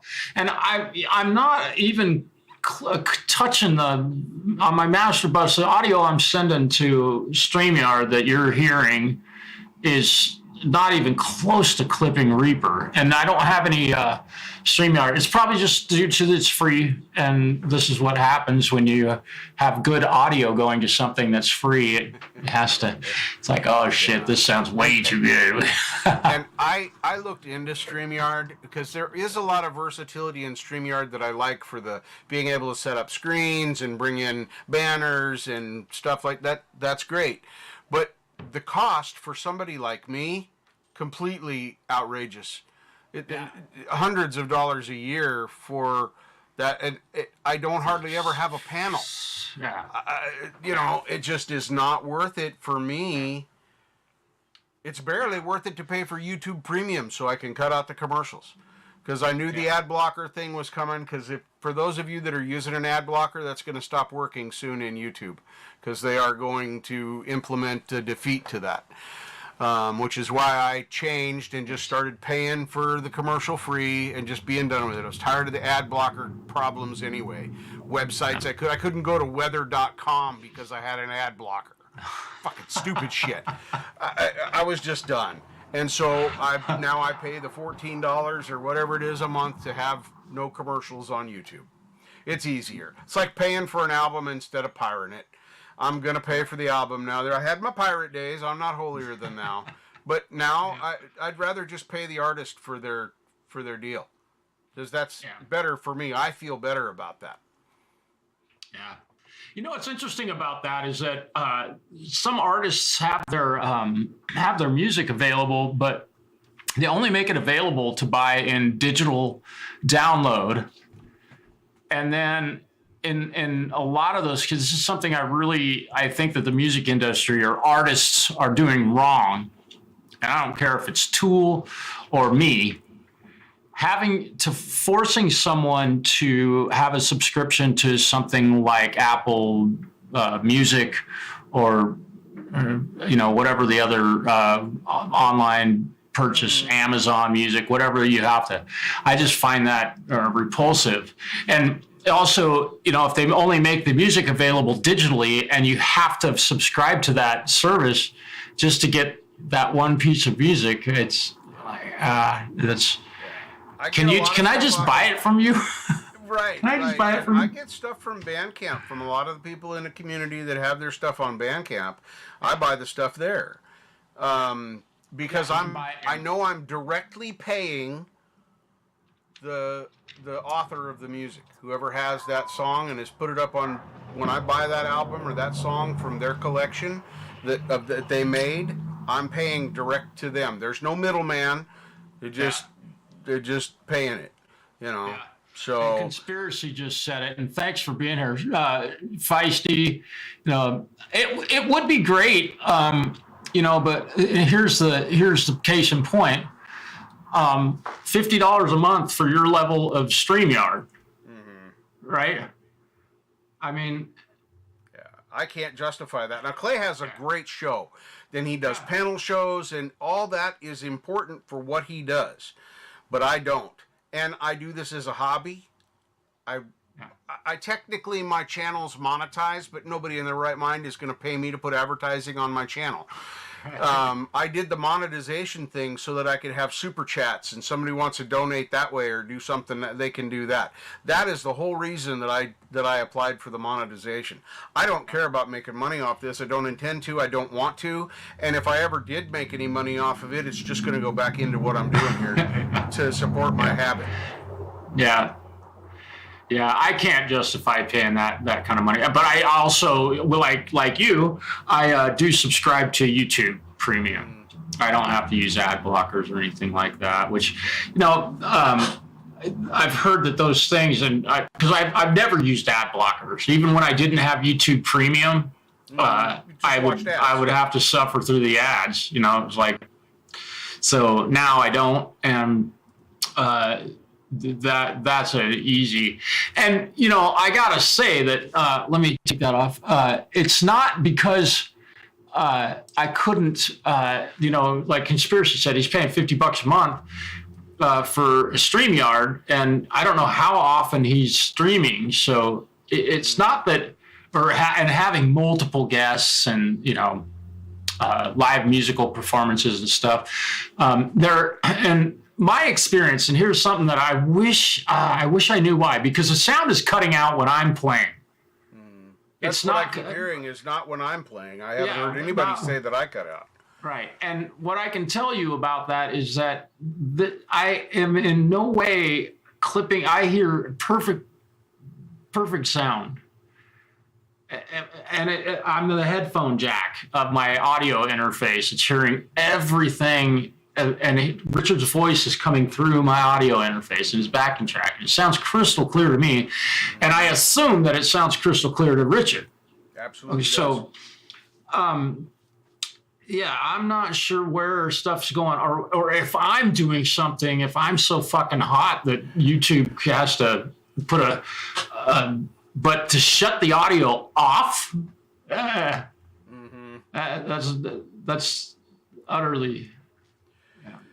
That's utterly stupid. We have. I want to respond to my knees hurt on that comment. And you can pay YouTube if you don't want to. That's fine. Just you know, but the one I want to come is the maybe look into OBS. OBS doesn't allow you to do panel stuff. They're very limited and much more complicated. If you want to do a banner or you want to do a moving ticker or something, it's possible to do all of that in OBS, but you have to have significantly more knowledge of how the inner workings of OBS happen in order to create those things. And because of the way I play in my channel and the dumb stuff that I do, I'm not an educator, I'm not a teacher, I don't do anything that's important. I just want it to be easy. So for me, just making it work is all I need to do. I don't care about the compression thing and all that, but I don't understand. Marshall and I use very, very similar setups in our computers. Very similar. Yeah, our settings might be a little different here or there, but 100% he uses Reaper, OBS, NDI, we all use the same programs. Yeah. And right now we're using very nearly the same combination. Yeah. So there shouldn't be a difference in the sound. Yeah. It's kind of a trip. And the other thing is that I am streaming this from my YouTube account. And this afternoon, I think I did a little test of it. So it's ultimately just because it's free. I'm using it free. And if we had reversed roles and let you host this broadcast, which we'll probably do if we do this again. We do it. We'll do that next time just to see what happens. Because nothing will change. I mean, what it sounds like in my headphones, it's like this is what my shit always sounds like. There's no reason to change anything. Other than whatever tracks we've decided on throwing up there, if we use this, and the reason for using the same tracks was because we wanted to compare what the professional sounded like as opposed to the amateur. So yeah, I wanted to show him up, like, seriously. Thank you. I had to give him a hard time. Yeah. No, and for me, what's cool for me to get out of this is to hear Richard tell me ultimately, like in layman's terms, what his brain is doing while he's improvising. And some of his riffs sound really magical. There's these moments of magic. And we all hear it whenever, he's doing his own stream on Wednesdays. It's a beautiful thing. And, there's documented video of that dude right there. Like the first time he did a solo where we actually recorded it. And it was just, I mean, if you watch that and then watch him play now, it would be like having the picture of the first steelhead you ever caught, like a photograph of the first steelhead you're holding that fish. Like, I have no chance of ever having that photograph because the first one I caught was like, the first one's the first right. one. Right. Or my first guitar solo. That would be awesome to have that. My best and favorite one of the solos that I've done on my streams and my dear things are that night that I just turned off the lights and did that. No backing track, no nothing. I just played whatever was in my head and let my hands do what they want to do. That is, so far, that is my favorite track. I've gone back and listened to that, and I usually do not listen to my YouTube stuff. I don't go back unless I'm looking for something. But that track, I really enjoyed what I did that night. It sounded good. Yeah. Yep. That's always fun to have those moments. And I certainly have it's a steelhead, man. Yeah. Bluegill or crappie. Right. Yeah. Bluegill, crappie, Steelhead. Steelhead. I can't even fit it on the screen, man. Yeah, my grandson just caught his first salmon. Coho, I think. No, Chinook. Oh. Just caught his first. He's 8. Yeah, he's 8. He caught his first. He didn't hook it. My son's friend hooked the fish, but then handed him the pole. He got but the I want reel. to say this. The boy's got skills because he brought that fish in on trout gear. They weren't going up to they didn't think salmon was running yet. They were going up looking for bull trout just to catch and throw back. And then they found all these salmon. So my grandson caught his first salmon on a trout rig. And it's as big as he is. They're probably 20 pounds. Good fish. Yeah. Where are they? Are they in this area? Are they in Oregon? They're just across the river. They're in Camas Washougal area. Okay. So yeah, they fish the same. They fish the Washougal and all those are the same rivers that we fish. Yeah. So I didn't ever fish in Washington, man. I mean, why would I buy a Washington fish? I'm in fucking Oregon, man. I don't need it. I don't need your rivers. my fishing, I bought a Washington fishing license. Of course, I lived in Washington for 17 years. But I never had to worry about it on the Columbia and most of the close areas, Promontory Park, Estacada, they didn't care. They would honor that because you were still coming from the same area. Now, if I was going to the east side, if I was coming over to visit you, I'd buy a day pass to go fishing over there because it's not fair. They don't see any of the money from over here. So, Yeah, and I don't know anymore what it would be like. I haven't bought a fishing license or tag for a long time, but I've just told myself these days, dude, you got to get back into that stuff. I've told myself that too. The problem is I've gotten rid of all my gear except my tackle box. Yeah. I don't have a single pole. I don't have any reels. Nothing. I gave them all to my grandkids and other friends because I wasn't able to go fishing. So what's the point of having it sitting around? Now I can. I'm probably gonna get some light tackle and, get in there. I don't think I'm gonna jump into steelhead and salmon gear right away. Yeah, that's serious. Yeah. You gotta have the big shit for that. Well, and, and rigs and. Yeah, the fall Chinook just came up the Columbia River, so they're chasing them. They're right up here in the Imnaha River by now. Yeah. Yeah, they should be. It was dam count was pretty high, even 2 or 3 weeks ago. There was definitely we're getting 100,000 plus a day over the dam. So the fish ladder, whatever you want to call it. So yeah, they're definitely moving. Anyhow, fishing was I had a lot of fun doing that, man. It's been a long time since I've been out chasing one of those things around. I got a lot of hours into chasing steelhead, man. Yeah, my son is avid for steelhead and salmon. But it's food for him. That's family food. They all love fish. He fills up the freezer. None of that goes to waste. So they're pretty adamant about that. But that's cool stuff, man. I enjoy fishing, and I'm going to get back into it. I've never had the balls to get rid of my tackle box, so clearly I still want to. Yeah. I still have my wading boots and all that stuff. I had a lot of gear, what do you call waders and the felt waders. Boots and all that. Mine split years ago. I threw them away. They got rotted out. Yeah. I've been through a few pairs of those things for sure. Yeah. You get enough holding them. If you fish every season, you're probably going to do at least a patch or two every year, and probably new ones every other year. Yeah. So. Well, I think we kind of covered some bases today. We went off into fishing land. Oh well. So it's really fun to get to, and it's this is kind of a cool way to play together a little bit. Yeah, I agree, because we don't get to get together near enough. Although I'm hoping the snow will hold off. I'd still like to come see you first couple of weeks in November if I can. So, I gotta bring you your guitar cleaner. Oh. Right there, the fucking lifetime supply. Just to get the subject back on guitars.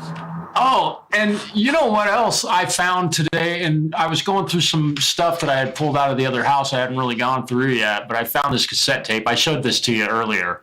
Yes, that's cool. This is a tape my dad made, and it's called Toby's Songs. And my middle name is Tobin, and I went by Toby until I was, I don't know, 11 or 12, whatever. But in that box was a bottle of Gibson guitar polish, like Gibson brand guitar polish. I bought, God, this stuff, I've had this shit for 12 years probably. But it smells awesome. Yeah. Yeah, well, when I saw that... Go ahead. Yeah. I was going to say, if you've ever smelled a brand new Gibson case, that's what this polish smells like, man. It is... yeah. So, bought the 2 lifetime supplies of it there, brother. Yeah, I'd rather put that in your hands than mine. And you just give me one of your little bottles, because that's what I thought I was buying. I just saw the picture of the bottle by itself with nothing for scale, and I thought I was buying... I paid $5 for that on sale. Yeah. It was cheap. So I figured, it can't be a big bottle if it's only $5. Yeah. Well, yes, it can. It can. And it will. So yeah, I want to bring that along. So we need to do this again. We'll flip from mine next time I'll broadcast. Yeah. We'll see if the sound switches. Because our StreamYard setup is about the same. This has been fun. I anticipated this to be a good time, and I'm down for doing it again. Yeah. So We had absolutely. zero technical difficulties, really, aside from what people said YouTube sounded like. So it's cool. Yeah. Thanks, StreamYard, for letting us use your software for free. We do appreciate that. I guess we'll end the stream, and I'll probably. I hope everybody has a great evening, Sunday evening. So. Yeah, thanks everybody for coming out. I hope that everybody had a good time, and maybe somebody learned something or got an idea or whatever. That's what this is about. It's just music. Yep. So, well, all right, and brother. friendship. And friendship. High five. There we go. Yeah. Oh! I gotta get on that. There we go. See, my camera's backwards too. There we go.